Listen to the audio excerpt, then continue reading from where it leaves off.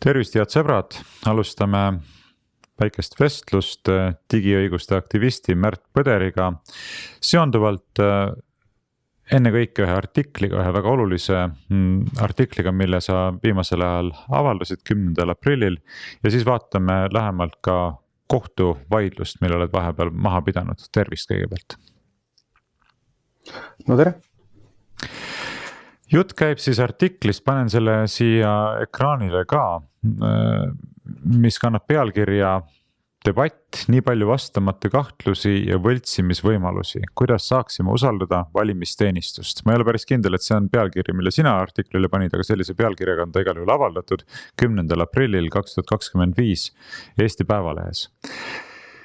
Ja miks ma seda artiklit tahtsin sinuga lähemalt vaadata korra koos ja sellest rääkida, seisneb selles, et sa tõesti juhid seal tähelepanu ikkagi äärmiselt tõsistele probleemidele selle e-valimiste süsteemiga, mingit pidi kommenteerides neid väga tõsiseid väiteid, millega tuli lagedale mõne aja eest ju Tallinna Tehnikaülikooli vanem teadur, juhtivteadur, Ago Samoson. Et panen selle ka korraks siia ekraanile, selle artikli, see avaldati siis Postimehes ja toona kandis artikkel pealkirja TalTechi teadlased, Eesti e-valimised ei ole turvalised. Ja eriti oluline on sellest artiklist üks lõik, vaatan, kus see siin täpselt on, see on siin. Loen selle siin ka ette. Tallinna Tehnikaülikooli teadlased näitasid, et selles etapis, kus kehtivad hääled eraldatakse kordus- ja paberhääletamisega tühistatud häältest ning tehakse anonüümseks, võib esitada loendamiseks täiesti uued sedelid. Need ei pea pärinema üldse valimiskastist, vaid võivad olla juba eelnevalt valmis võltsitud avalikult saadavate andmete põhjal. Audiitoritele selle asenduse kontrolliks mingit tarkvara pole seni tehtud. Nii, ja sellele väitele on nüüd vastu vaielnud valimisteenistuse juhataja Aarne Koitmäe, öeldes, et pisteliste kontrollide teostamise võimalus, käsitsi manuaalselt teostatavate pisteliste kontrollide teostamise võimalus on audiitoril siiski olnud, aga sina oma artiklis jällegi osutad, et see väide on tegelikult sisutühi ja paljasõnaline, sellepärast et puuduvad igasugused tõendid, millest nähtuks, et selliseid pistelisi kontrolle oleks kunagi ka päriselt läbi viidud. Et äkki annan siinkohal sõnajärje sulle üle ja sa räägid veidikene lähemalt oma argumentidest ja siis sellest probleemist konkreetsemalt. Jah, tegelikult seal ei olegi midagi niisugust väga keerulist, et ilmselt see Ago Samosoni artikkel jõudis veidike ootamatult meediasse ja see tekitas niisugust tugevat reaktsiooni. Ja siis selle tulemusel siis valimisteenistuse juht Aarne Koitmäe tundub, et reageeris üle, et Ago Samosoni kõik väited ei olnud ka päris täpsed, et kui ta ütles, et mitte mingit kontrolli ei ole üldse, mingit kontrolli võimalusi pole pakutud, siis tegelikult seesama teadustöö, mida ta viitab, et selle autorid pakkusid välja omapoolse niisuguse visiooni, kuidas seda kontrollida, pakkusid ka väikse programmijupi selleks. Aga siis see osa, mis oli küsimuse all, oli see, et kas siis enne siis 2024. aastat oli siis valimisteenistusel võimalus neid sedeleid siis seal valimiskastis vahetada või mitte. Ja võt selle kohta nüüd Aarne Koitmäe väitis, et jah, et nüüd enne 2024. aastat siis temapoolne võltsimine oli välistatud pisteliste kontrollide poolt, mida siis tegi audiitor. Ja nad olid sellised käsitsi tehtavad kontrollid siis tema jutu järgi ja et siis nendega varem välistati siis võltsimine, mida siis pärast hakati siis välistama siis mingisuguse programmijupiga, mille siis olid siis Tallinna Tehnikaülikooli siis magistri üliõpilane ja siis teda juhendanud doktorant siis pakkunud siis valimisteenistusele. Ja kui nüüd esiteks vaadata audiitori raporteid selle 2023. aasta valimiste kohta, siis seal audiitor ei maini, et audiitor oleks teinud pistelisi kontrolle. Ja sellega on kooskõlas tegelikult ka siis nende Tallinna Tehnikaülikooli teadlaste, ehk siis selle Kristjan Tüüna ja Tarvo Treieri teadustöö, kus nad ütlevad samamoodi, et nad küsisid valimisteenistuselt, kas tehti mingisuguseid kontrolle valimisteenistus vastas, et teoreetiliselt, et oli võimalus audiitoril kontrolle teha, aga valimisteenistus mitte kunagi ei öelnud, et neid kontrolle tehti ja seda siis ka need teadlased raporteerisid. Aga siis, kui see Ago Samosoni artikkel oli ilmunud, siis vahetult pärast seda, siis selle Kristjan Tüüna siis juhendaja Tarvo Treier hakkas meedias rääkima, kuidas neid kontrolle tehti, aga lihtsalt mitte 100% ulatuses.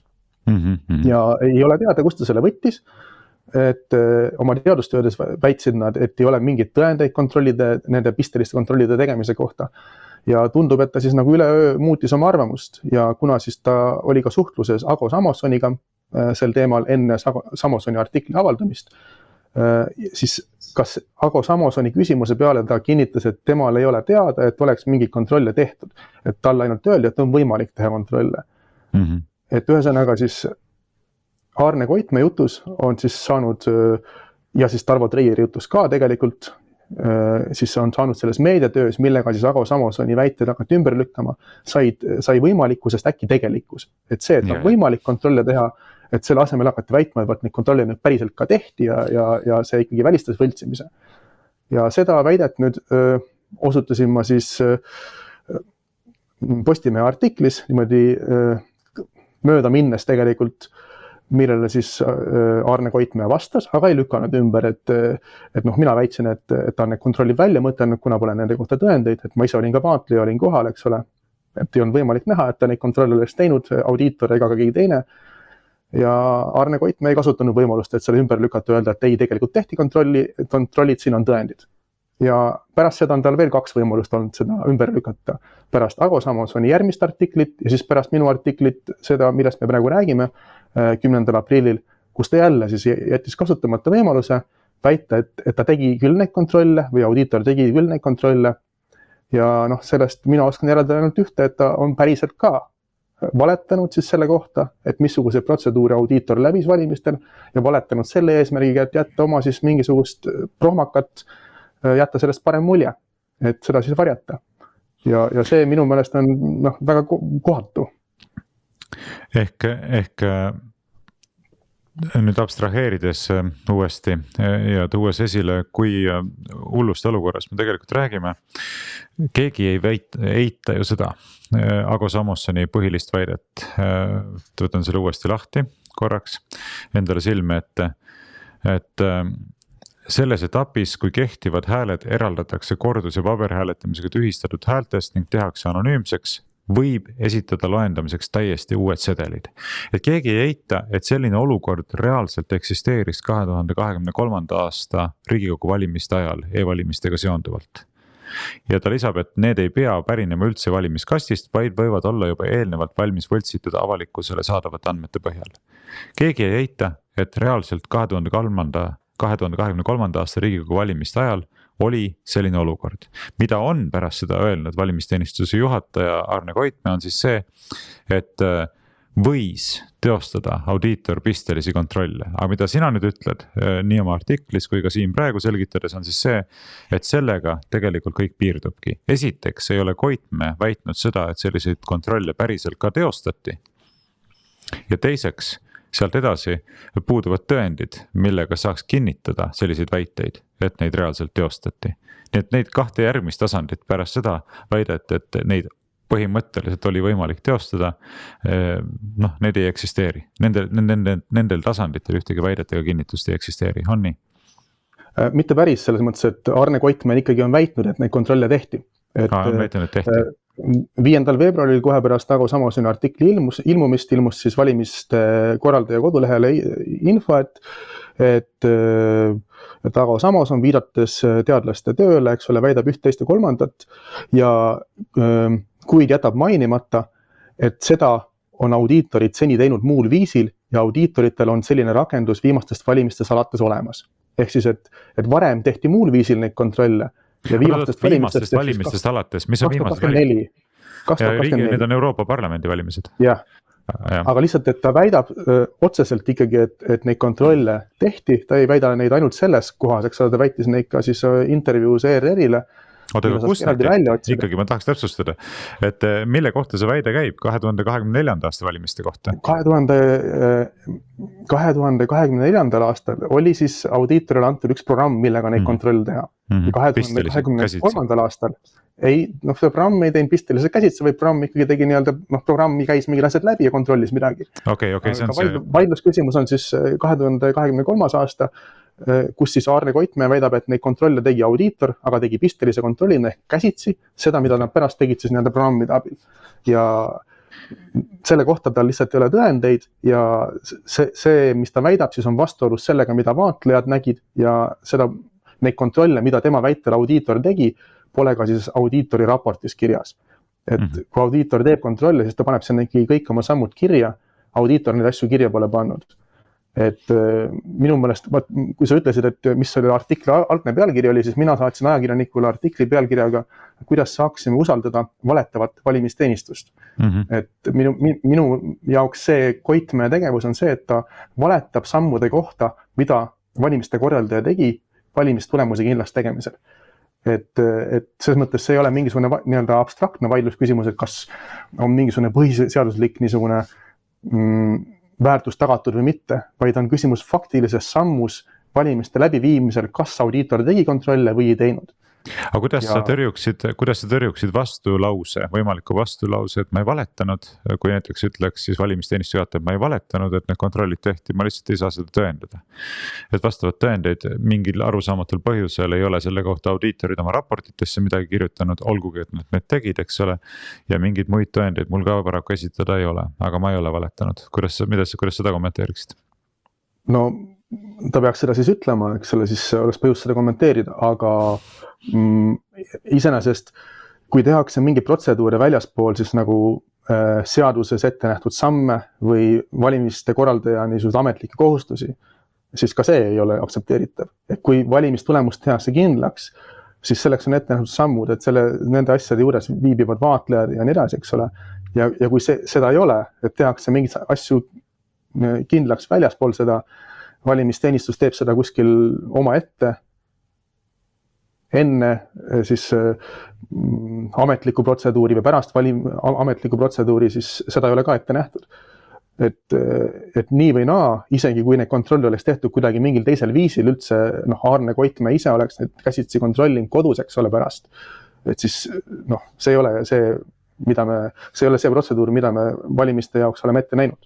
Ei, ma ise mõtlesin samamoodi, et kui ei ole isegi audiitor kirjeldades kõiki samme, mida ta on teinud, et kontrollida valimiste ausus, neid samme kirjeldanud, siis tuleb eeldada, et neid samme pole astutud. Ja juriidiliselt minu meelest see nii lihtne ongi, et sa võid ükskõik mis juttu rääkida, meie lähtume ikkagi sellest, et mida siis audiitor ise on tunnistanud, et ta on teinud või ei ole teinud, eks. Kõik muu jutt nagu ei tundu eriti relevantne. Aga võib-olla sa räägid paari sõnaga lähemalt ka sellest lõigust, ma ei hakka seda siin pikemalt ette lugema artiklis, kus sa kirjutad, et audiitor võltsimist ei avastakski. Et isegi kui ta teostaks neid kontrolle. Mida sa sellega oled silmas pidanud? See tegelikult pärineb ka sellest Tallinna Tehnikaülikooli teadlaste siis artiklist. Et nende väide oli siis see, et nad küll pakkusid niisuguse näidisprogrammi siis audiitori jaoks, et millega audiitor saaks mingi kontrolle teha. Et siis tegelikult peaks audiitor neid sellised programmid koostama ise, sest kui need programmid annab audiitorile valimisteenistus, siis valimisteenistus või keegi, kes siis valimisteenistusega koostöös või valimisteenistust ära kasutades tahab valimistulemust võltsida, eks ole. Et siis ta saab anda audiitorile ette need programmid, millega audiitor kontrollib neid tulemusi ja siis jälle leida selle koha, kus siis audiitorile antud programm jätab midagi kahe silma vahele ja teha selle võltsimise seal. Ja 2023 oli selline asi võimalik ja tegelikult miks see üldse on tähelepanuväärne võib-olla on see, et Tallinna Tehnikaülikooli tudeng siis oma magistritöös eksperimentaalselt näitas seda. Et see oli teada enne, see oli juba teada OSCE 2023. aasta valimiste sellest raportist. Et lihtsalt tudeng võttis sellest raportist ühe lause, et seal siseründaja saab võltsida tulemusi seal tühistusnimekirjade faasis, eks ole. Ja proovis seda siis tehniliselt ellu viia ja viis selle ellu ja ütles, et jah, nii saab tõesti võltsida, et nii nagu OSCE valimisvaatlejad ütlesid, et nii võltsida saab ja pahalugu. Ehk siis jällegi korra sõnastan oma poolt uuesti, et veenduda, et ma sain õigesti aru. Et kui audiitor ei ole koostanud ise seda programmi juppi, millega ta kontrolli teostaks, siis talle võib olla antud lihtsalt selline kontrolli jupp, mis jätab osa asjast kontrollimata. Et kontrollib mingit osa, kus ei ole võltsimise ilminguid, aga selle osa, kus on võltsimise ilmingud, jätab kontrollimata. Et see on see, miks sa kirjutad siin sisse ehitatud topeltpõhjaga digitaalsest valimiskastist. Jah, ja mingis mõttes selle probleemi tuum on selles, et ükstapuha, mida me audiitorile anname ette, siis selle valimistulemuste kindlaks tegemine e-hääletuse puhul, et see on selline nagu miniatuurne kübersõda, ütleme siis niimoodi, et audiitor ühelt poolt üritab kindlaks teha, et ega siis valimisteenistus ei ole midagi üritanud võltsida või keegi ei ole valimisteenistuse arvutitesse sisse murdes üritanud midagi võltsida. Ja see on selline asi, mis kui seda audiitor päriselt teeks, siis see oleks niisugune väga konfliktne olukord. Audiitor sellist aktiivset kontrolli tegelikult ei tee, mis tõttu siis valimisteenistus saabki väga lihtsalt petta teda. Ja seda see kaasus, eks ole, näitab. Ja kui nüüd audiitor hakkaks neid kontrolle tegema siis niimoodi väga invasiivselt, et ise neid programme kirjutama, valimisteenistusele sabas käima, siis samamoodi nagu need sõltumatud vaatlejad siis on teinud, eks ole, ja tuvastanud hoopis teisi probleeme, mida audiitor ei ole tuvastanud, eks ole. Et siis see muudaks palju keerulisemaks nende valimiste läbiviimise, e-hääletuse läbiviimise.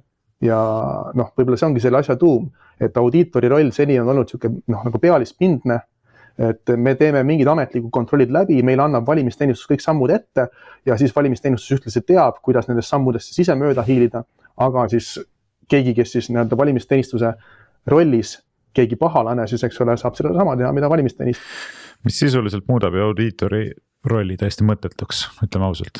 Et audiitori rollil on ju mõtet üksnes niivõrd, kui ta ei ole lihtsalt valimiste läbiviija pilli järgi tantsiv käpik, on ju. Et kui sisuliselt valimiste läbiviijal on täpselt teada, mida audiitor teeb ja kus on tema tegevuse piirid ja kuidas siis oma tegevust korraldada vastavalt viisile, et audiitor ei saakski põhimõtteliselt tuvastada ühtegi rikkumist, siis mis mõtet sellel audiitoril üldse on? See teeb kui audiitori rollist mõelda nii-öelda ideaalses olukorras, siis ta peaks tegema palju rohkem ja see teeks kogu selle protsessi niisuguseks, ütleme, kaela murdvaks, et väga keeruline oleks seda asja korrektselt teha. Et jah, et audiitor võib-olla mõttetu ei ole, aga praeguse kujul tõesti, ja kui audiitor teeks päriselt oma tööd, siis asi lähekski väga keeruliseks, aga seda keerulisust siis ei taheta nii-öelda enda kanda võtta ja selle tõttu siis tehakse niisugust nagu näidisvalim, niisugust mänguvalimisi mingis mõttes. Vist öeldakse selle kohta pakasuha, on nii? Jah, vist küll. Aga vaata, ma tooksin esile veel ühe lause sinu sellest artiklist, et loen siit korra ette, et kui valimisteenistuse juht on avalikust valimiste protseduuride auditeerimisel läbitud sammude kohta sihilikult eksitanud, tuleb teda käsitleda ilmselt julgeolekuriski ja ohuna demokraatiale. Et mis võiks üldse sundida meid valijatena usaldama valimisteenistust, mis sai kuni 2024. aastani vähemalt hüpoteetilise soovi korral täiesti märkamatult vahetada sedeleid digitaalses valimiskastis. Põhjendatud küsimus, mis saaks meid panna usaldama sellist valimisteenistust ja minu vastus on muidugi see, et ei saagi miski panna. Aga millised oleks need praktilised sammud, mida tuleks selles olukorras nüüd astuda, kus sellised väga tõsised küsimused on tõstatatud? Oled sa ise mõelnud selle või mida järgmiseks teha? Et ma ise siin mõtlesin, et võib-olla üks küsimus oleks see, et kutsuda valimisteenistuse juht nüüd uuesti Riigikogu ette näiteks selle sama korruptsioonivastase erikomisjoni istungile ja nõuda siis talt näost näkku neid vastuseid. Et te olete öelnud, et on viidud läbi need pistelised kontrollid vähemalt 2023. aasta valimistel. Kuidas te neid väiteid tõendate? Ja kui te neid tõendada mitte kuidagi ei suuda, et siis tegelikult on ju, siis ei olegi enam võimalik teid usaldada. Ongi kõik, ma ei näegi siin nagu rohkem enam mingit varianti. Mina nii-öelda aktivistina tegin kõik, mis minu võimuses, et kirjutasin ajalehe artiklid, millele siis ajakirjanik palus vastust Arne Koitmäe ja Arne Koitmäe vastustes siis oma neid varasemaid väiteid siis ei kinnitanud, et tõepoolest tehti kontrollid, mida alguses ütles, eks ole. Ja nüüd edasi tõepoolest siis peaks siis ikkagi keegi teine siis uurima seda, kas mingisugune uurimisasutus või siis tõepoolest saavad siis nii-öelda mõned poliitilised jõud siis võtta siin juhtohjad ja seda asja siis tagant tõuata. Ma räägin sellel teemal Anastasia Kovalenkoga, kes seda komisjoni juhib ja vaatame, äkki saab siis kutsuda Arne Koitmäe uuesti komisjoni, saad ise ka kohale tulla nagu eelmisel korral ja siis saame seda asja näost näkku arutada. Minu meelest seda küsimust ei saa nii ette, sellele peab nüüd saama väga selge vastuse. Ja kui seda vastust ei tule, siis tegelikult peaks nõudma, et mitte ainult see inimene, vaid need inimesed, kes seal valimiskomisjoni eesotsas on ja kes on omanud ühelt poolt võimalust valimiste võltsimiseks ja teiselt poolt on ka avalikust eksitanud, nagu neid võimalusi poleks olnud või nagu oleks teostatud mingi kontroll, millega selliste võimaluste kasutamine välistada, ei saa lihtsalt jätkuvalt enam usaldada. Aga läheme edasi sellega, kui sa just ei taha siia midagi omalt poolt lisada, millest sa kirjutad oma artikli teises pooles. Nimelt oled tõstatanud ka küsimuse seonduvalt Vabariigi Valimiskomisjoni istungite avalikkusega.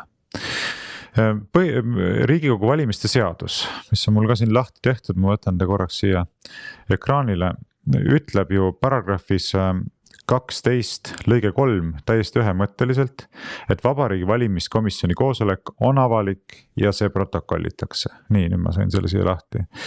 See on keeruline töö olla ühelt poolt rääkida, samal ajal opereerida seda süsteemi siin. Kus see siin on? Vabariigi Valimiskomisjoni koosolek on avalik ja see protokollitakse. Ometi sinul on hiljutisest ajast selline kogemus, kus sind eemaldati Vabariigi Valimiskomisjoni koosolekult, mis peaks seaduse kohaselt olema avalik.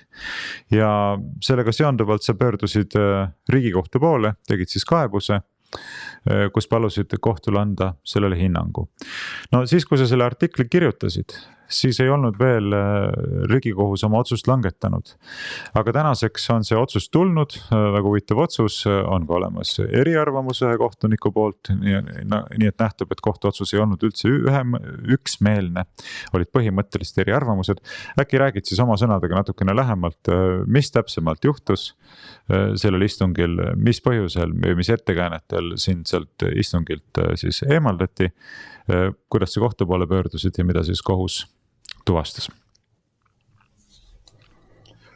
See on nüüd selline huvitav istung, kus arutati siis e-hääletuse toiminguid ja riskikäsitlusplaani siis ühe päevakorrapunktina. Ja minu teada siis varem valimiskomisjoni koosolekute ajaloos ei ole juhtunud seda, et tuleb valimiskomisjoni avalikule koosolekule keegi, kellele siis valimiskomisjoni arvates ei tohiks olla ligipääsu nendele dokumentidele ja siis sellele arutelule nende dokumentide kohta. Ehk siis see e-hääletuse riskikäsitlusplaan on siis selline dokument, mille kohta nad on ütelnud, et selle sattumine siis kolmandate isikute kätte, ehk siis vaatlejate kätte nagu mina näiteks, et see võib siis seada ohtu e-hääletuse süsteemi toimimise. Et see ei tohiks sattuda mingil juhul siis kellegi kolmanda kätte.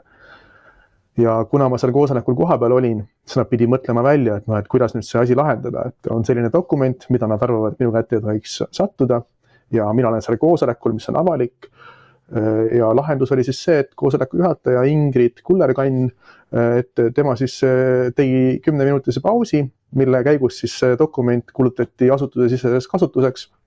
Siis koosolek jätkus, kui jõuti selle punktini, siis tõsteti mind välja koosolekult, see oli elektrooniline koosolek vähemalt osaliselt, mis tähendas seda, et mind siis nii-öelda visati välja, ma enne veel küsisin, et mis alusel, millele mulle siis ei vastatud ja siis ma vaidlustasin sellega Riigikohtus, sest et on ilmne, et kui ei ole seaduses ette nähtud alust, siis koosoleku kinniseks kulutamiseks, et siis seda ei peaks saama nii lihtsalt teha. Ja see Riigikohtu otsus selle kohta siis on mitmes mõttes tähelepanuväärne. Et esiteks siis see, et see otsus viibis väga pikalt, et ta tuli siis 3 nädalat hiljem, kui ta oleks pidanud, ja Riigikohtu siis seda arutas siis 5-liikmeline koosseis tavapärase 3 siis riigikohtuniku asemel. Ehk siis mulle teadmata põhjustel ja ka põhjustel, mida ei mainita otsuses, arutas seda 5-liikmeline koosseis. Ja siis see otsus on selles mõttes huvitav, et selles otsuses piiratakse siis kogu see arutelu siis elektrooniliste koosolekutega. Et öeldakse, et ma justkui olevat siis kaevanud selle üle, et mind eemaldati elektrooniliselt koosolekult ja siis nad kuidagi jätavad mulje, et kuna tegu oli ainult elektroonilise koosolekuga, siis minu eemaldamine oli sellepärast lubatud. Ja see on võib-olla selle otsuse kõige kummalisem nüanss. Mitte nüanss, see on põhiosa sellest. Aita mul meelde tuletada, kus siin Riigikogu valimise seaduse paragrahvis 12 on kirjutatud, et elektroonilises vormis peetavalt koosolekult võib inimese eemaldada, ehk need ei pea olema avalikud. Leiad sa mulle selle koha siit üles, palun? Seda seal päris kindlasti ei ole ja seda ei ole ka siis selles valimiskomisjoni töökorras. Need on sellised küsimused, millele siis valimiskomisjon ei ole mõtelnud, millele seadusandja ei ole mõtelnud, eks ole. Et see sõna avalik, mis on siis, et valimiskomisjoni koosolek on avalik, see sõna avalik esineb tegelikult Riigikogu valimise seaduses ja teistes valimisseadustes. Et igaühes umbes 10 korda. Et eri protseduuride kohta öeldakse, et need on avalikud. Et see avalikkuse põhimõte on siis valimiste puhul kuidagi oluline. Ja mingid piire, et mingit ühte tüüpi valimisprotseduurid on avalikud ja teist tüüpi protseduurid ei ole avalikud, et seda ei ole nagu öeldud. Et selles mõttes see ikkagi on täiesti meelevaldne. Siin sättes ei ole mitte mingisuguseid erandeid sellest reeglist kirjutatud, esile toodud. Vabariigi valimiskomisjoni koosolek on avalik ja see protokollitakse, punkt.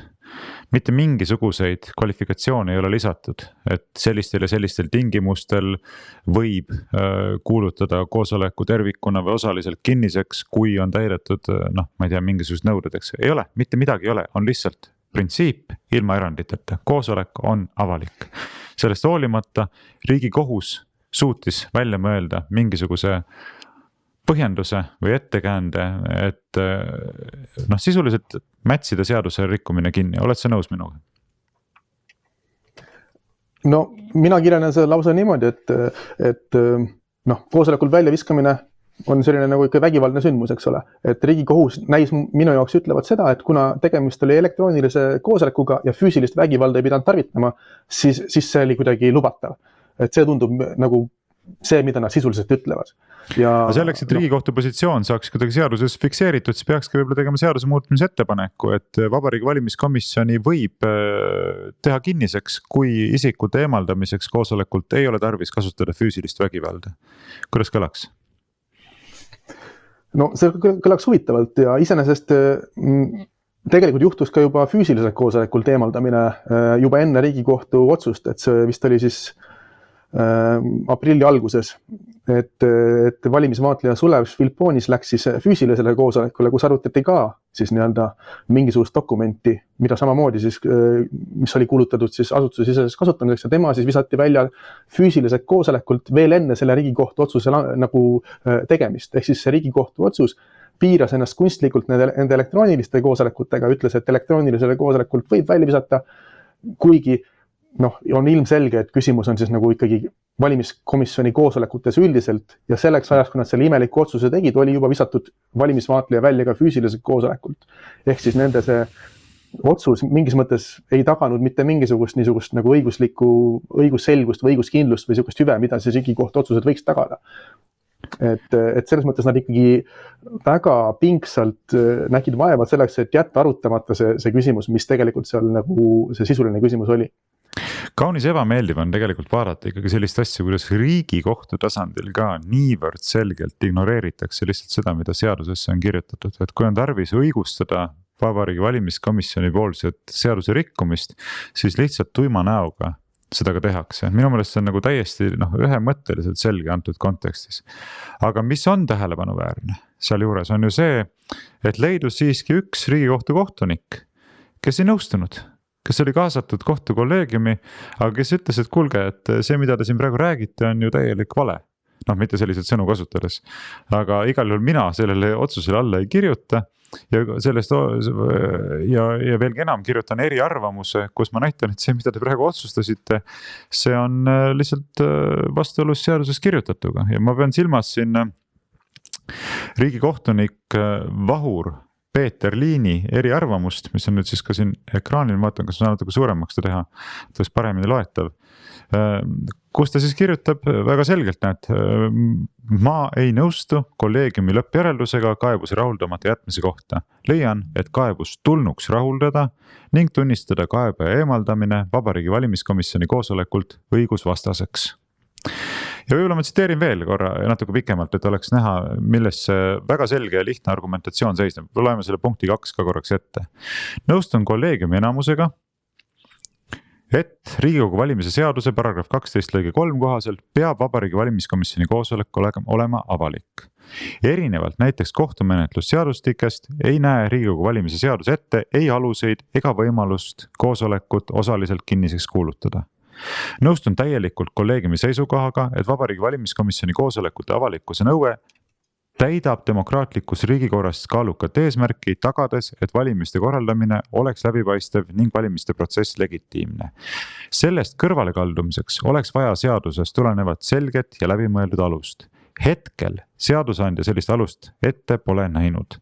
Selleks ei saa olla avaliku teenistuse seadus paragrahv 35, mis reguleerib teabe asutuse siseseks tunnistamise aluseid, mitte aga koosoleku avalikkust. Ja ma ei hakka pikemalt siin praegusel hetkel lugema, ta ei olegi väga pikk tegelikult, ta koosneb siin 4 punktist, igaüks saab vaadata. Aga minu jaoks ausalt öeldes positiivne üllatus, et ei olegi niimoodi, et üksmeelselt mätsitakse kinni, vaid ikkagi leidub keegi ja seejuures veel väga noor riigikohtunik, alles hiljuti ametisse saanu, kes ütleb, et kuulge, päris nii ka nüüd ikka ei saa, et lihtsalt pigistame seaduse rikkumise suhtes silma kinni ja veel hakkame õigustama seda. No selles mõttes Vahur Peeter Liin võttis tõesti asja südamega, seda on näha selles mõttes, et ta mõtles läbi, mida see avalikkus tähendab selle koosolekute ja valimiste korralduse puhul ja ilmselgelt siis ei saanud see Riigikohtu koosseis, siis ei saanud üksmeelele selles küsimuses ja tegelikult ka Nele Siitami siis täiendav arvamus, et kas see väljendab niisugust teist niisugust lahknevust Riigikohtu seisukohtades, et Nele Siitami, et tema toob siis välja, et meil on see haldusmenetluse avalikkuse põhimõte ja võrdleb siis seda valimiste avalikkuse põhimõttega ja käib siis oma täiendavas arvamuses selle välja, aga ka sellega tegelikult Riigikohus ei ole nõustunud. Et siin tegelikult see küsimus on võib-olla see, et valimisseadused on siis konstitutsioonilised seadused, et need on nagu hästi fundamentaalsed, eks ole, ja haldusmenetluse seadustik ei ole selline, et ta on niisugune madalama tähtsusega seadus. Ja need samad põhimõtted siis ei ole ülekantavad ühest teise, et Nele Siitam tahab neid siis kanda ühest teise ja sellega ka Riigikohus ei nõustu ja lõpuks siis tegelikult see Riigikohtu see otsuse põhiosa siis, eks ole, siis väljaspool seda eriarvamust ja täiendavat arvamust on siis selline, milles nagu sisu peaaegu puudub. Et nad on seal öelnud minimaalselt, üritanud mitte midagi ütelnud seda, et oli elektrooniline koosolek ja las ta siis olla, visati välja. Ja isegi selles otsuses eneses, et nad ütlevad lõpus, et ega nad ise ka aru ei saa, et siis seadusandja on sihipäraselt näinud selle ette, et siis koosolekud on avalikud või et on see nii-öelda juhus, et see avalikkuse nõue sinna sisse on saanud.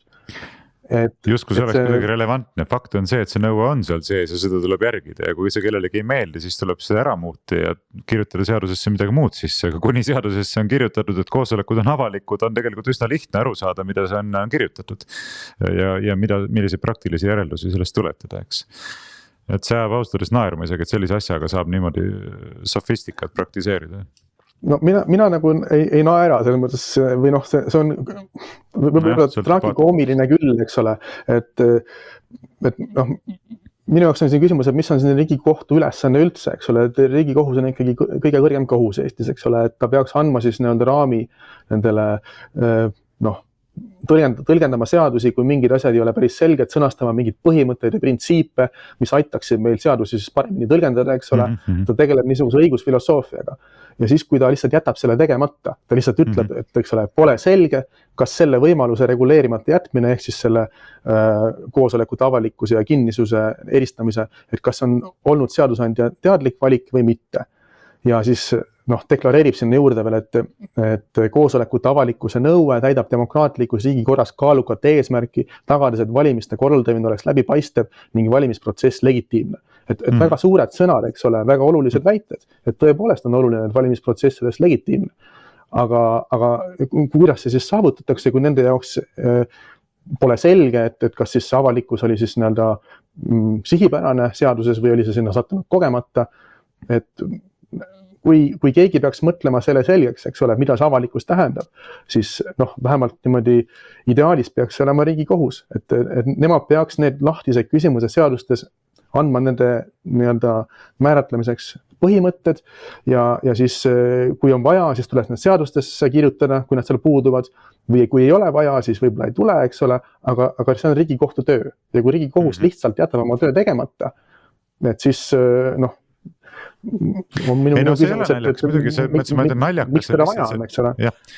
ma mõtlesin, et naljakas on lihtsalt see, kui häbematult mätsitakse õiguse rikkumisi kinni, et see on lihtsalt, ütleme nii, et on väga keeruline kaasus ja peen argumentatsioon ja siis see on üks asi, aga teine on selline nagu robustselt niimoodi, et ei üritatagi eriti pingutada, et on täiesti ühemõtteline, selge, lihtne norm, koosolekud on avalikud, inimene visati koosolekult välja ehk kalduti avalikkuse põhimõttest kõrvale ja siis mõeldakse välja mingisugune täiesti niisugune varjamatult valelik põhjendus. Ja muuseas ma mõtlesin, ma küll enne ütlesin, et pole mõtet pikemalt lugeda, aga tegelikult võib-olla isegi on pikemalt mõtet natukene lugeda, et seda 3. punkti ka Vahur-Peeter Liini eriarvamusest, sellepärast, et ta toobki selle esile nii selgelt, et see on lihtsalt vale, mida te kirjutate. Kui me vaatame, ma ei tea, kui pikalt nüüd seda just siin lugeda, aga kui me vaatame seda 3. punkti kas või algusest, siis sellele põhiargumendile, millega Riigikohus kolleegiumi tervik selles seisukohas välja tuleb, kirjutab ta vastu sedasi.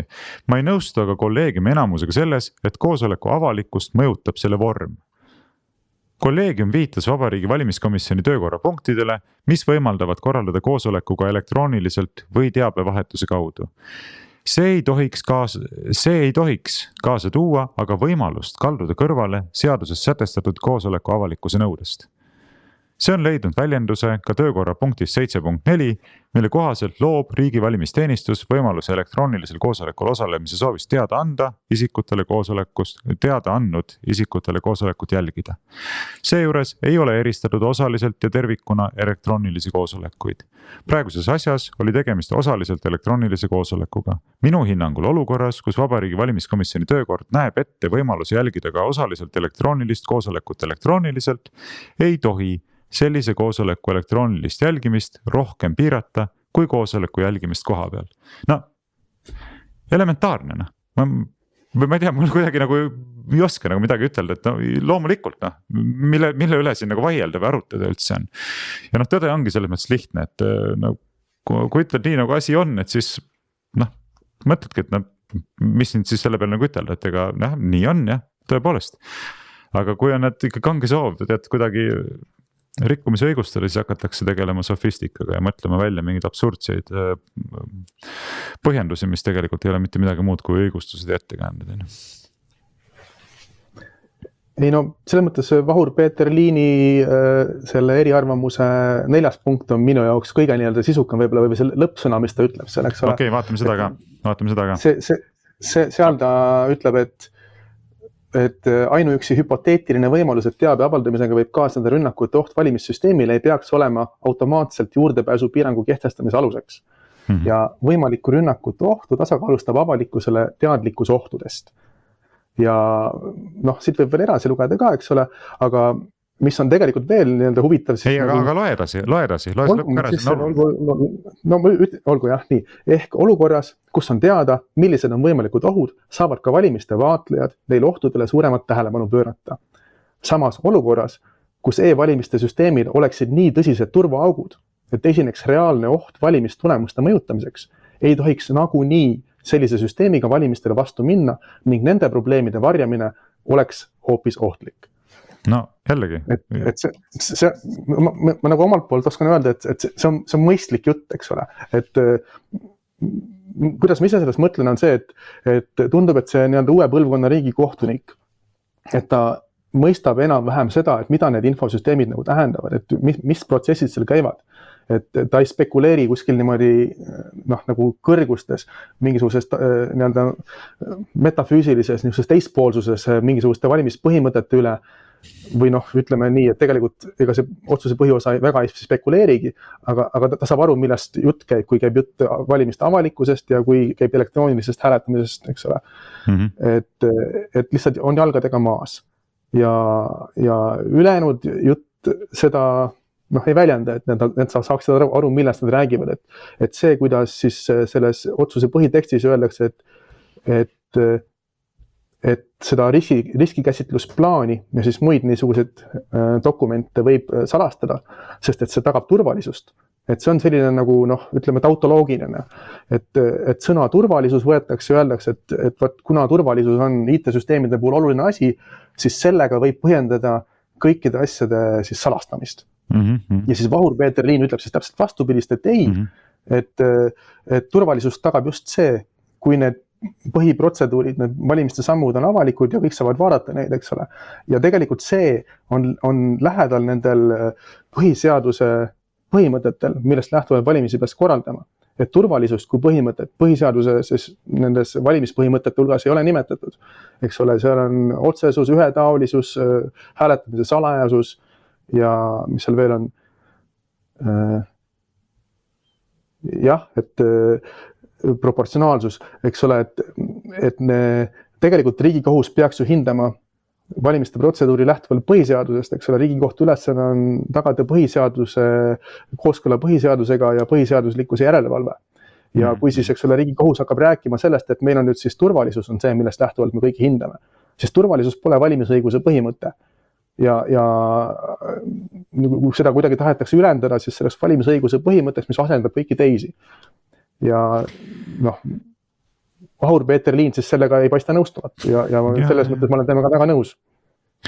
Ei, absoluutselt. Ma olen ka samuti nõus, et tegelikult reaalset turvalisust tagaks maksimaalne läbipaistvus ja kontrollitavus ja jälgitavus. See on see, mis tagab turvalisust, mitte maksimaalne selline salastatus ja ligipääsu mitte võimaldamine. Aga sa kirjutad ju, vabandust, ütle. Ma ütlen vahele, et mingis mõttes see ei ole lihtne küsimus, et avalikkus alati infosüsteemide puhul ei taga siis nagu seda, et infosüsteem töötab veatult ja et ei ole ründeid, eks ole. Aga valimiste puhul siis see peab nendest põhiseaduse põhimõtetest lähtuvalt niimoodi olema ja selle tõttu ongi see sõna avalik siis nii-öelda 10 või tosin korda seal valimisseadustes nimetatud. Et ta ei ole sinna kogemata sattunud, et sellel on mõte. Ja ülejäänud Riigikohus siis on kuidagi teinud näo, et me ei tea, et on ebaselge, miks see siin üldse on, eks ole. Ja Vahur-Peeter Liin siis selle konkreetse küsimuse lahendab sellest lähtuvalt sellest, et sellel avalikkusel on mõte, et sellel on tähendus. Ja selles mõttes Riigikohus peaks seda tähendust mitte siis nagu tegema näo, et seda tähendust ei ole, vaid seda just võimalikult täpselt määratlema, eks ole. Et siis me saaksime edasi arutada, et mida teha selle probleemse e-hääletusega, mis, eks ole, on niisugune eksperimentaalne ja kus ei ole midagi teada, kuidas miski käib ja kuidas seda vaadelda ja kuidas seda läbi viia üldse. Ja, ma olen sinuga nõus. Aga tead, ma ise mõtlen siin selle peale kõnealuse kaasuse kontekstis samuti, et mis siit ikkagi vastu vaatab, on järjekordselt see järeldus, et Eestis on põhimõtteline konstitutsioonilise arhitektuuri probleem seonduvalt asjaoluga, et meil ei ole konstitutsioonikohut eraldi kassatsioonikohtust. Et meil on Riigikohtus 2 kohut kokku pandud, nii kassatsioonikohus kui ka konstitutsioonikohus. Ja see ei ole õige, see on vale, sellepärast, et paljuski konstitutsioonikohus toimib ju parlamendi ülemkojana. Et ükski seadus, mis parlamendi poolt vastu võetakse, ei jää kehtima, kui konstitutsioonikohus kuulutab selle põhiseadusega vastuolus olevaks. Ja siin me näeme nüüd seda sama asja tegelikult, et kõnealune otsus ju ka langetati põhiseaduslikkuse järelevalve kolleegiumi poolt, see on siis see konstitutsiooni kohtu pool Riigikohtust. Ja minu meelest ei ole üldse vastuvõetav see, et see kohus on mehitatud täiesti ebademokraatlikult, niimoodi siseringi poolt järjest omasid inimesed sinna pannes ja selle kaudu siis tagades ka, et sealt tulevad muudkui nii-öelda õiged otsused, eks. Õiged jutumärkides siis õiged selles mõttes, et need toetavad ette paika pandud ideoloogilist ja poliitilist liini. Et minu hinnangul oleks tunduvalt mõistlikum, kui me lööksime Riigikohtu lahku kassatsioonikohtuks ja konstitutsioonikohtuks ja konstitutsioonikohtu kohtunikud ei oleks valitud eluks ajaks, vaid mingiks mõistlikuks perioodiks, on siis, ma ei tea, 7 aastat või 9 aastat. No näiteks 9 liiget 9 aastaks valitud, iga 3 aasta tagant valitakse 3 tükki ümber, eks ole. Ja need tuleks valida demokraatlikult. Et loomulikult peavad olema mingid standardid paika pandud, eks ole, nagu juriidiline kõrgharidus ja muud sellised, muidu ei saa kohtunikuna tegutseda. Aga nad peavad olema valitud, sellepärast et ma ütlen, ultimatiivselt see tegutseb parlamendi ülemkojana. Et see on võib-olla natuke kauge tähelepanek selle asjaga seonduvalt, aga mingit pidi ka mitte kauge, et kui me vaatame, millise nahaalsusega tegelikult kehtivat õigust ignoreeritakse, et mätsida kinni õigusrikkumisi, siis see probleem aktualiseerub ja aktualiseerub see laiem probleem. Mis sa arvad sellest? No ma ei tea, see sõltub sellest, et kuidas hinnata nende riigikohtunike motivatsiooni, eks ole. Et mina iseenesest arvan, et nad ei tee seda ainult selleks, et siis, eks ole, õigusrikkumine kinni mätsida, vaid nad ikkagi päris siiralt arvavad, et nad teevad õiget asja. Ja, no kuidas sa saad arvata, et sa teed siiralt õiget asja, kui on kirjutatud, et koosolek on avalik, inimene kõrvaldati koosolekult ja siis sa hakkad otsima õigustusi ja veel niisugused, ütleme otse täiesti mõistuse vastaseid õigustusi selle rikkumise, kuidas öelda siis, heaks kiitmiseks. Ja kuna see oli elektrooniline koosolek, kus ta eemaldati, et siis ei ole avalikkuse põhimõtet rikutud. No see on ju lasteaed. Ei no ma arvan, et saab selles mõttes, et see on keeruline selles mõttes, et Riigikohus ilmselgelt on võtnud pähe mingisugused ideed, eks ole, võib-olla nad seal kuidagi natuke ühiskonnast eraldatud seal, eks ole, on niisuguses oma elevandiluu tornis seal ja mõtlevad niisuguseid huvitavaid mõtteid, mis neil seal on, eks ole. Ja siis tähelepanuväärne on see, et uus riigikohtunik siis ei olnud nõus. Et võib-olla Riigikohus on ennast nii-öelda nurka mõtelnud ja nad vajaksid siis nii-öelda ikkagi, ütleme, esiteks siis võib-olla ise vajaksid haridust nendes küsimustes, selle e-hääletamise ja valimisõiguse küsimustes, aga tegelikult võib-olla vajaksid nad ka siis kriitikat ja mis mind tegelikult häirib selle juures on see, et meil on tegelikult nii-öelda nimekaid õigusteadlasi, et meil on endised õiguskantslerid näiteks, eks ole, on Allar Jõks, eks ole, ja on Indrek Teder, kui me eksi, jah. Et nemad mõlemad on e-hääletuse kohta õiguskantsleriks olemise ajal üht-teist ütelnud, eks ole, mingid eesmärke seadnud, eks ole, kuidas tuleks mingisuguseid põhiseaduslikke probleeme lahendada ja nii. Aga need on lahendamata sellest hoolimata, et nad ütlesid seda kunagi 20 aastat tagasi või 10 aastat tagasi. Et miks nemad või teised õigusteadlased siis ei kritiseeri Riigikohut nende imelike otsuste pärast, mida nad siis teevad.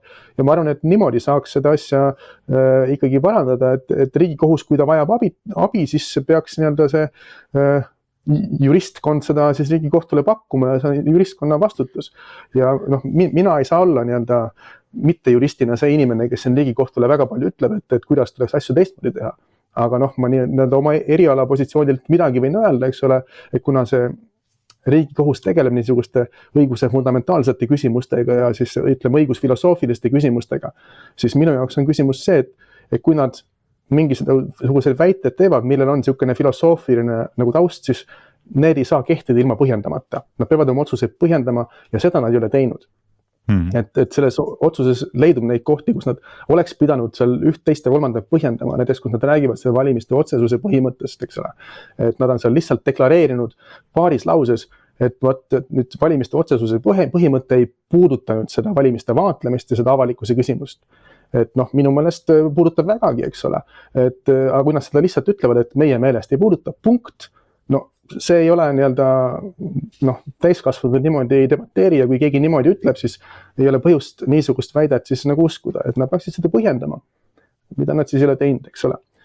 Aga üks asi, mis meil nüüd läksin jäi 2 silma vahele, mis tegelikult selle Vahur Peeter Liini selle eriarvamuse 4. punkti juures on oluline, on see, et see riskikäsitlusplaan, eks ole, see dokument, mille varjamiseks mind siis nagu sealt koosolekult välja visati, et see tegelikult lekkis selle menetluse käigus mulle. Ehk siis ühesõnaga kõik need jutud, eks ole, et kuidas nüüd siis selle dokumendi jõudmine siis kolmandate osapoolte kätte seab ohtu e-hääletuse, eks ole, need on nüüd teoks saanud. ja noh, minu küsimus on siis see, et kas siis nüüd need halvad asjad, mis on teoks saanud, et kas see tähendab siis nüüd seda, et e-hääletuse, et seda ei tohiks nüüd enam läbi viia, sest et nüüd on siis ohud on teostanud, et nüüd on siis ohtlik seda e-hääletust teha, et nüüd enam ei tohiks teha. Ja noh, eks see pidukõnelisus kogu selle otsuse juures, eks ole, et valimistega seotud küsimustel on demokraatlikus ühiskonnas eriline kaal, eks ole. Et ja siis selle erilise kaaluga siis menetluse käigus legitatakse see sama dokument, mille siis nagu varjamiseks minu eest rakendati mulle siis niisugust kohatut vägivalda, eks ole, visati mind koosolekult välja ja siis see lekib mulle. Et noh, millest me räägime, et see nagu noh, seab selle Riigikohtu siis nagu tõsiselt võetavuse ka kahtluse alla, et nad ei põhjenda oma otsuseid, nad samal ajal ühe käega nii-öelda ütlevad, et me siin ajame tähtsat demokraatia asja ja siis lekitavad need olulised dokumendid, mis nende meelest tohiks mingil juhul lekkida. Et kuidas nii saab? Ei, see on päris humoorikas jällegi, võib-olla sa nüüd jälle ütled, et see ei ole humoorikas, see on traagiline ja sõltub vaatepunktist, aga iseenesest see jääb naerma lihtsalt. Et saan ma nüüd õigesti aru, Riigikohus leidis, et sinu eemaldamine Vabariigi Valimiskomisjoni istungilt, mis on seaduse kohaselt avalik, oli põhjendatud sellepärast, et e-valimiste usaldusväärsus võiks sattuda väga suurde ohtu, kui e-valimiste riskiplaan satub kolmandate isikute kätte, põhimõtteliselt. Noh, niimoodi üldistatult öeldes, jah.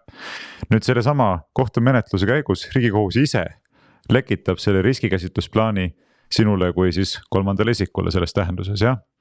Ja siis ma panin just siia ekraanile ka selle sinu kodulehe sissekande, mida sa suuremaks seal sa väga tabavalt püstitad selle küsimuse alapealkirjas, et valimisteenistus lekitas demokraatliku ühiskonna jaoks erilise kaaluga menetluse raames riskikäsitlusplaani, mille kolmandate osapoolte kätte sattumine ohustavat e-hääletust.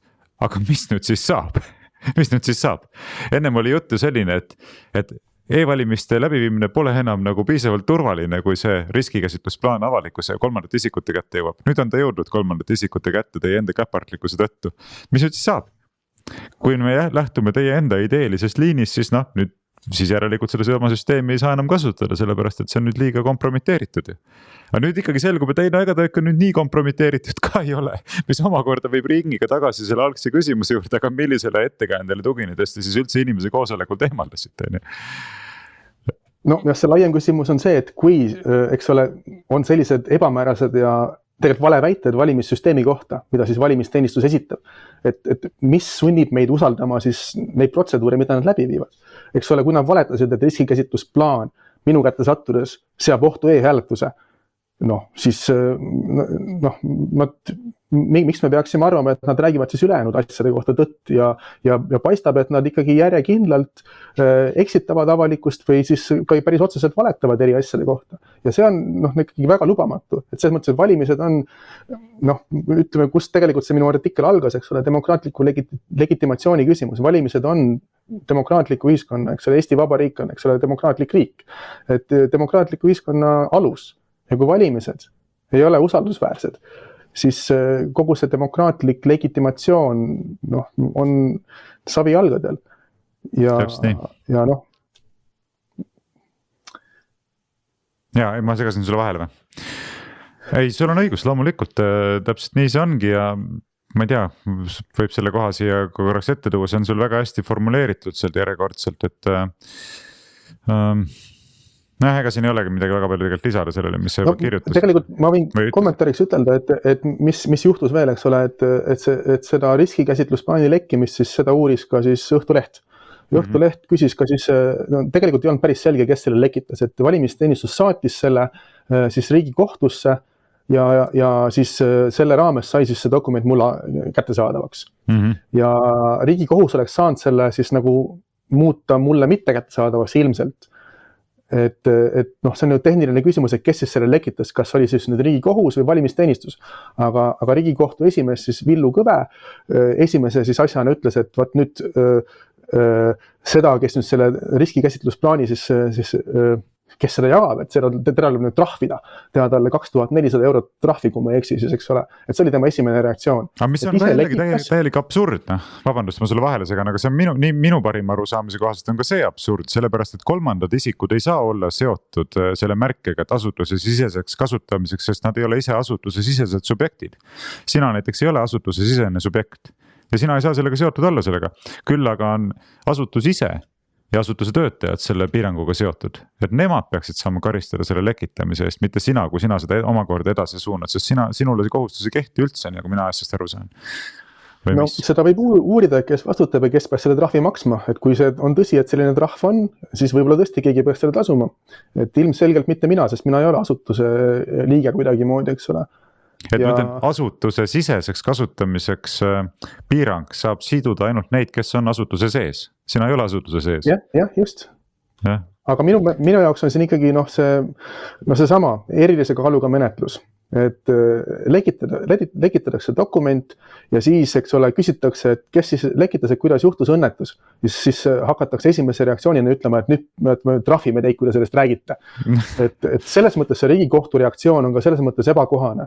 Et Riigikohtul ikkagi tuleb endaga tõsist tööd teha ja ma mõtlen, et miks nad siis niimoodi käituvad ja sa küsisid, et kuidas see on võimalik. Et ma arvan, et nad ikkagi tõsimeeli on siis ennast nurka mõtelnud selle asjaga ja siin on mingisugune niisugune, ütleme, vandenõuteooria nende poolt, eks ole. Et valimisvaatlejad on kuidagi siis tahavad siin takistada valimiste korraldamist ja neid tuleb kuidagi seal vältida ja kõrvale lükata. Et nii ju räägib nii valimisteenistus ja valimiskomisjon kui ka siis Riigikohus ise, eks ole, on oma varasemates otsustas öelnud, et kuidas, et minu kohta konkreetselt, et kui ma esitasin kaebused, siis et kaebuse esitamine võib olla seal kaebeõiguse kuritarvitamine, kuigi seal nad ise oma otsuses ütlesid konkreetselt, et minu siis hääl seal loeti kuidagi valesti või midagi sellist, eks ole.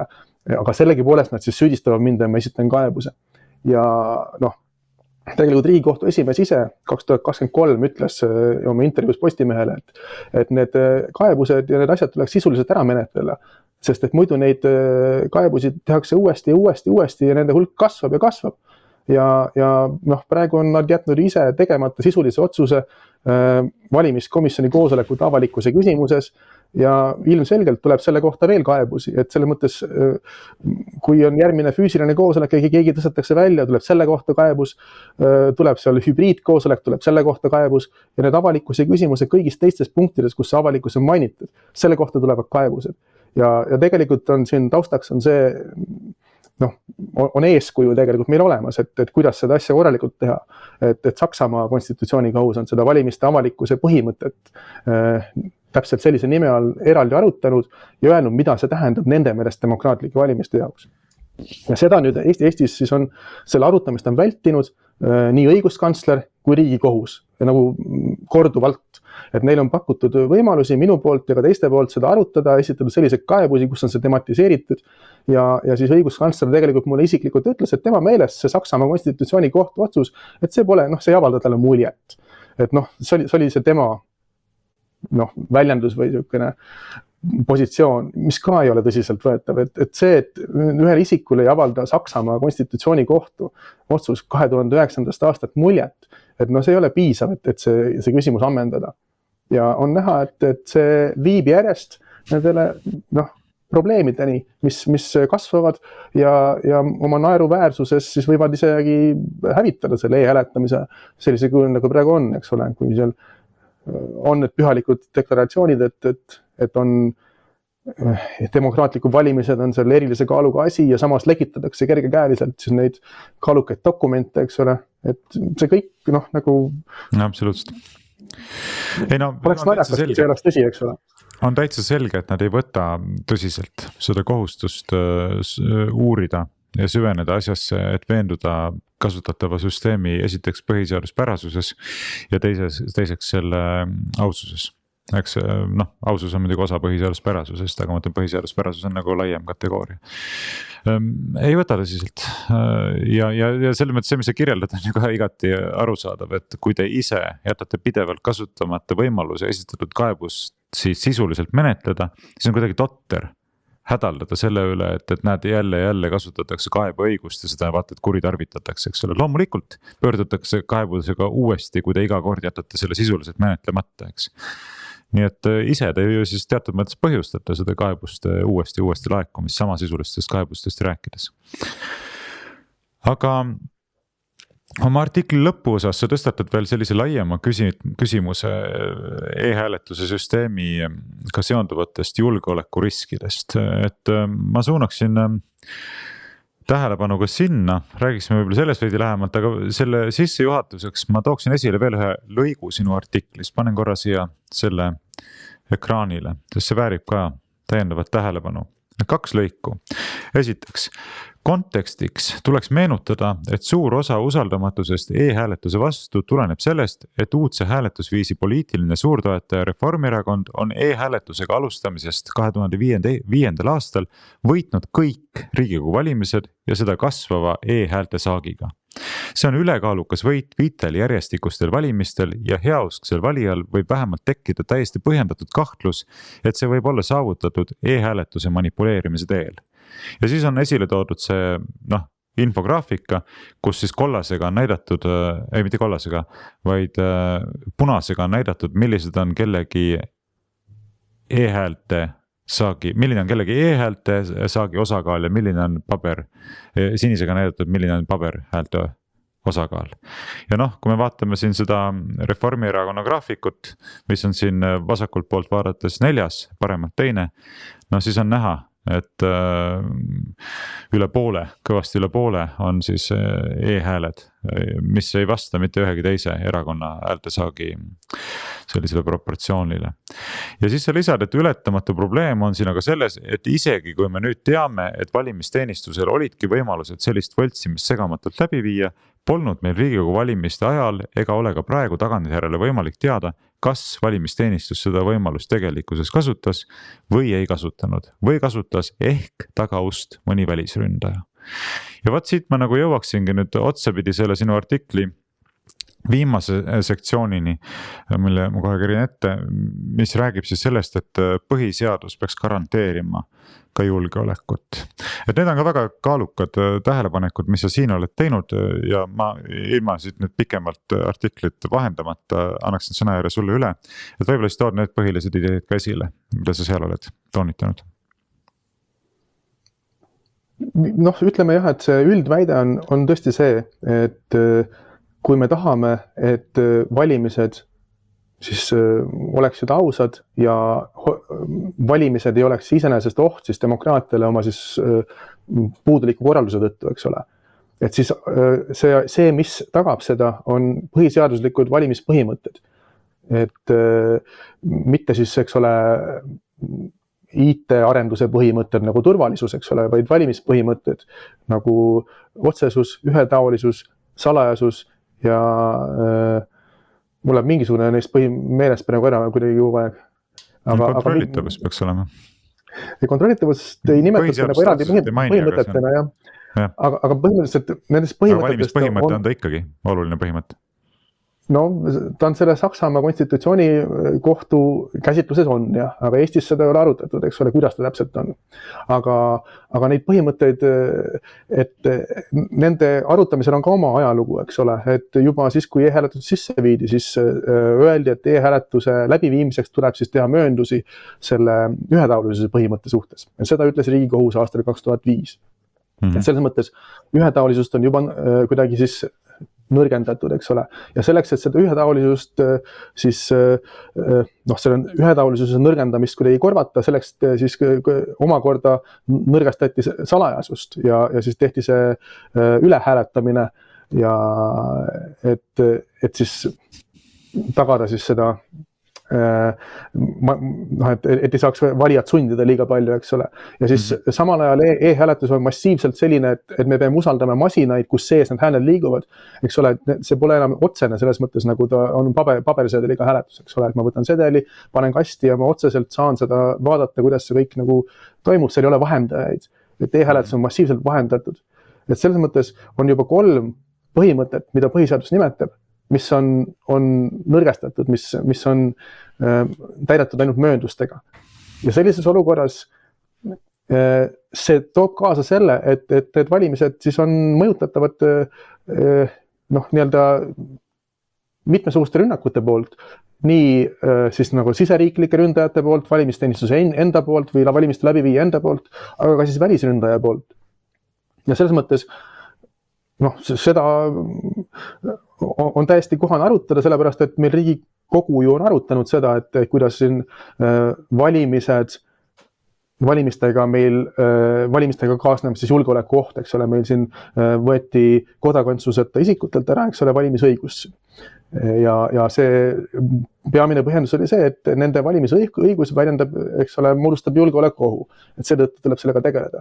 Et e-hääletuse puhul see julgeoleku oht on minu meelest sõna otsesemas mõttes julgeoleku oht, sest e-hääletus on rünnatav sellises nagu ütleme militaarses mõttes, et seda on võimalik niimoodi nagu võtta ette ja rünnata, niimoodi piirata kuskilt ja siis sinna sisse häkkida, eks ole. Ja see on teistsugune rünnak, kui see, eks ole, on mingid valijad, kes ei ole nii-öelda piisavalt patriootlikud või midagi sellist.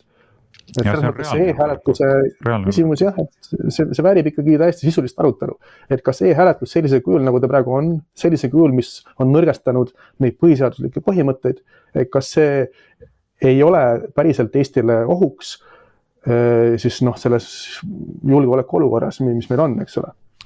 Absoluutselt nõus sinuga ja ma arvan, et see on järjekordselt see koht, kus me näeme, et kui võetakse asju tõsiselt, kui võetakse probleeme tõsiselt, siis tegeletaks nendega. Ei tegeletaks mingisuguste pseudo probleemidega, nagu see kohalik omavalitsuste volikogude valimisõiguse piiramine. Mina absoluutselt ei nii-öelda anglitsismi kasutades ei osta ära seda väidet, et see on mingisugune suur julgeolekuoht. Ma olen tutvunud selle kaitsepolitsei raportiga, millele viidatakse justkui selle seisukoha põhistava sellise toetuspunktina. Ei ole seal mitte midagi veenvat kirjutatud selle kohta, nagu see oleks julgeolekuoht. Vastupidi, mina arvan, et see valimisõiguse piiramine ise tekitab julgeolekuohte, sellepärast et meile näiteks Riigikogustegi tuli sel nädalal Kiviõli linnavalitsuselt kiri, kus öeldi, et kuulge, et te olete nüüd tekitanud sellise olukorra, kus üle poolte meie püsielanikest on ilma igasuguse representatsioonita. Et ma ei mäleta, mis see protsent oli, aga üle poole inimestest, kes on meie püsielanikud, maksavad makse, kasutavad oma lapsi, käivad tööl siin, ei oma enam üldse mitte mingisugust õigust kaasa rääkida kohaliku elu korraldamise küsimuses, mis on nagu reaalne probleem. Eks Eesti Vabariigi vastus on nüüd siis see, et teeme Narva linna sõjaväebaasi, eks ole, et ei tekiks kellelgi mingisugust suurt mõtet seal hakata oma rahulolematust väljendama, et ühesõnaga see ei ole praegu see diskussiooni teema, aga seal, kus meil on samas reaalne julgeolekuoht, et meil on totaalselt, kas just totaalselt, aga ulatuslikult manipuleeritav elektrooniline hääletussüsteem, seal pigistatakse silm kinni ja tehakse nägu nagu probleemi üldse ei eksisteeriks. Nii et ma arvan, et see osutus sinu poolt on väga asjakohane seal artikli lõpus. Selles mõttes see ei ole ka niisugune teoreetiline asi, vaid teised riigid on just sellepärast on e-hääletusest loobunud või siis ütleme Ühendriikides ju on ka olnud kasutusel ja praegu ka on teatud määral kasutusel need elektroonilised valimismasinad. Ja osad neist olid väga ebaturvalised ja siis nendel oli siis Venemaa poolne valimistesse sekkumine, nii nad on seda dokumenteerinud aastal 2016 oli massiivne. Ja siis pärast seda nad on järk-järgult siis loobunud nendest masinatest, mis siis ei ole turvalised, et nende valimismasinad on tegelikult lihtsalt sedeli printerid. Et ma teen oma valiku ära, see prinditakse mulle välja, siuke talong, ma vaatan sealt pealt, mis on kirjas ja see on nende elektrooniline valimine, eks ole. Isegi need masinad, mis on nii lihtsalt tegelikult, lihtsalt printerid, et seal olid need turvariskid tegelikult. Ja nemad siis nagu loobusid nendest sellistest printeritest, mis siis on rünnatavad.